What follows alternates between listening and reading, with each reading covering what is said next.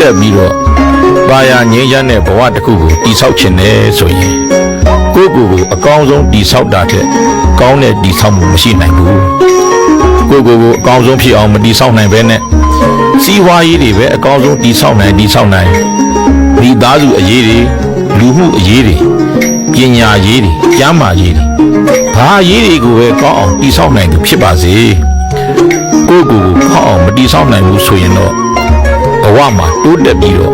သာယာငြိမ်းချမ်းတဲ့ဘဝတစ်ခုကိုမရနိုင်ဘူးကိုယ့်ကိုယ်ကောင်းအောင်ဘယ်လိုတည်ဆောက်ရမလဲခိုးတုံးကသားမိသားဖ9ယောက်ရှိတဲ့မိသားစုတစ်ခုရှိခဲ့ပူတယ်ဒီနေ့ဖခင်ကအလုပ်သွားနေတော့မိခင်ဖြစ်သူကလည်းရှော့ဖို့မှုတွေနဲ့အလုပ်တွေတိတ်များနေလို့ညနေခင်းမှာထမင်းအိုးလေးကိုတဲပြီးတော့သမီးကြီးဖြစ်သူကိုထမင်းအိုးအဆောင်ထားခဲ့တယ်ထမင်းအိုးပွင့်ရင်မှုေးပေးဖို့ရည်ရင်ဆန်လုံးလေးတွေကိုနတ်မနက်စမ်းကြည့်ဖို့နတ်ပြီးဆိုလို့ရှိရင်ရေတွေငှဲ့ပြဖို့ပြီးလို့ရှိရင်ရေတွေပြောင်းစင်သွားအောင်မိဖို့ပြန်တင်မှွန်းထားဖို့အစကမှားပြီးတော့မိခင်ကအခြားအရေးကြီးတဲ့အလုပ်တွေကိုလုပ်နေတာပေါ့သမီးကြီးကလည်းမိခင်ခိုင်းတဲ့အတိုင်းလုပ်ပေမဲ့ရေငှဲ့ပြီးလို့မိဖို့ပြန်မှွန်းတဲ့အခါမိတွေများပြီးထားတာကြာသွားတော့သမင်းတွေအောက်ပိုင်းကတူးကုန်တာပေါ့ပြားချက်ဖို့လည်းအချိန်မရှိတော့တာနဲ့ဒီအတိုင်းပဲဖခင်စုမှာကြောက်ကြောက်နဲ့မိသားစု၄ဦးမှာတဦးမျက်နှာတဦးကြည့်ပြီးတော့စိုးရိမ်စိတ်တွေနဲ့နေခဲ့ကြတယ်သမင်းကလည်းမိသားစု9ယောက်စာအတိအကျချက်ထားတာမို့သမင်းစားတဲ့အချိန်ဖခင်ဖြစ်သူကရိုက်များရိုက်လေးမလားအမေဖြစ်သူကိုစုများစုလေးမလားစိတ်တွေဆိုးပြီးသမင်းမစားပဲထသွားမလားတော်တွေကမောမောပန်းပန်းနဲ့အလုတ်ပြန်လာတဲ့ဖခင်ကိုအားလုံးကစိုးရိမ်ထိတ်လန့်ပြီးတော့အရေးတကြီးနေခဲ့ကြတယ်ညမိသားစုစုံစုံညီညီထမင်းဝိုင်းထိုင်ကြတော့တယောက်မျက်နှာတယောက်ကြည့်ပြီးနေတာကိုဖခင်ဖြစ်သူကလည်းရိပ်မိလာတယ်မိခင်ဖြစ်သူကလည်းတူးနေတဲ့ထမင်းကြိုးတွေကိုသူနဲ့သမီးအကြီးမနဲ့မျှစားမယ်ဆိုတဲ့စိတ်နဲ့သူတို့ပကံနဲ့ထဲ့နေတာမြင်တော့ဖခင်ဖြစ်သူကအဲ့ဒီထမင်းကြိုးတွေငါပကံနဲ့ထဲ့ပါဟာငါကကြိုးကိုကြိုက်တယ်ဆိုပြီးသူ့ပကံနဲ့ထဲ့ပြီးငိမ့်ငိမ့်ကြီးစားသွားတဲ့ထမင်းဝိုင်းမှာကြမ်းနေခဲ့တဲ့မိသားစုတွေခမညာကြည်နူးခြင်းတွေဝမ်းနဲ့ဝမ်းသာခြင်းတွေခံစားနေကြရတယ်ညအိယာဝင်တဲ့အခါမှာတော့သမီးအကြီးမကဖခင်နာသွားပြီးတော့အဖေကတကယ်ထမင်းရိုးတွေကိုကြိုက်တာလားယင်လို့မေးခဲ့တယ်ဒီခါမှာဖခင်ဖြစ်သူကသမီးရဲ့အမြဲတမ်းတော့လေဘယ်ကြိုက်မှလဲတခါတလေကြိုက်တော့လေဘာဖြစ်သွားမှမို့လို့လဲသမီးရဲ့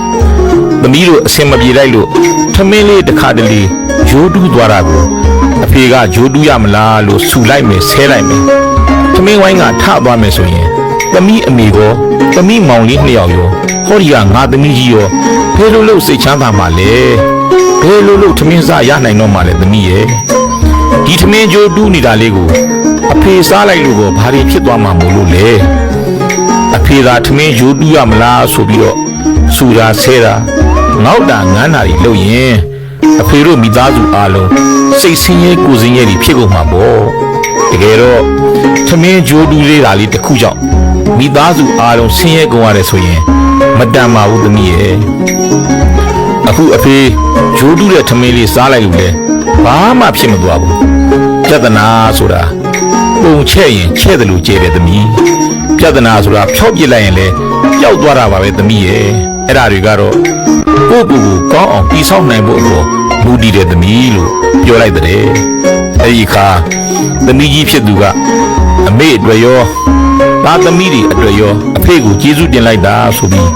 ထိုင်းကြော့သွားခဲ့တဲ့ဒါဟာကိုယ့်ကိုယ်ကိုကောင်းအောင်တည်ဆောက်နိုင်မှုရဲ့အကျိုးကျေးဇူးပါပဲဒါကြောင့်ဘဝမှာဘာတွေကောင်းအောင်တည်ဆောက်နိုင်ကိုယ့်ကိုယ်ကိုကောင်းအောင်မတည်ဆောက်နိုင်ရင်ဘဝမှာကိုယ့်ကိုယ်ကိုလည်းဘယ်တော့မှမငြိမ်ချမ်းနိုင်ဘူးကိုယ်ဝန်းကျင်ကိုလည်းမငြိမ်ချမ်းစေနိုင်ဘူးတချို့စီးပွားရေးတွေအောင်မြင်နေကြတယ်ဒါပေမဲ့မိသားစုမပြောချင်ကြဘူးအမေကဆူအဖေကဆဲနဲ့စိတ်တွေဆင်းရဲနေကြတယ်ဘာကြောင့်လဲကိုယ့်ကိုယ်ကိုကောင်းအောင်မတည်ဆောက်ကြလို့တချို့ပညာရေးတွေအောင်မြင်နေကြတယ်ဒါပေမဲ့မိသားစုမပြောချင်ကြဘူးအမေကဆူအဖေကဆဲနဲ့စိတ်တွေဆင်းရဲနေကြတယ်ဘာကြောင့်လဲကိုယ့်ကိုယ်ကိုကောင်းအောင်မတည်ဆောက်ကြလို့တ ချို့ကျမ်းမာရေးတွေအောင်မြင်နေကြတယ်ဒါပေမဲ့မိသားစုမပြောရွှင်ကြဘူးအမေကဆူအဖေကဆဲနဲ့စိတ်တွေဆင်းရဲနေကြတယ်ဘာကြောင့်လဲကိုယ့်ကိုယ်ကိုကောင်းအောင်မတိဆောက်ကြလို့တချို့လူမျိုးတွေအောင်မြင်နေကြတယ်ဒါပေမဲ့မိသားစုမပြောရွှင်ကြဘူးအမေကဆူအဖေကဆဲနဲ့စိတ်တွေဆင်းရဲနေကြတယ်ဘာကြောင့်လဲ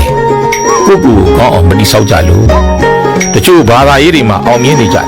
ဒါပေမဲ့မိသားစုမပြောရွှင်ကြဘူးအမေကဆူအဖေကဆဲနဲ့စိတ်တွေဆင်းရဲနေကြတယ်ဘာကြောင့်လဲကိုယ့်ကိုယ်ကိုကောင်းအောင်မတိဆောက်ကြလို့ဒါကြောင့်ဘာတွေကိုပဲကောင်းအောင်တိဆောက်ကိုယ့်ကိုယ်ကိုကောင်းအောင်မတိဆောက်နိုင်သေးဘဝဟာမငြိမ်းချမ်းမပျော်ရွှင်နိုင်ဘူးဆိုတာဘဝမှာအောင်မြင်တယ်လို့မဆိုနိုင်ဘူးဆိုတာသိထားကြစေချင်ပါတယ်အားလုံးဘဝမှာကိုယ့်ကိုယ်ကိုကောင်းအောင်တိဆောက်နိုင်သူများဖြစ်ကြပါစေလို့ဆန္ဒပြုခဲ့ပါတယ်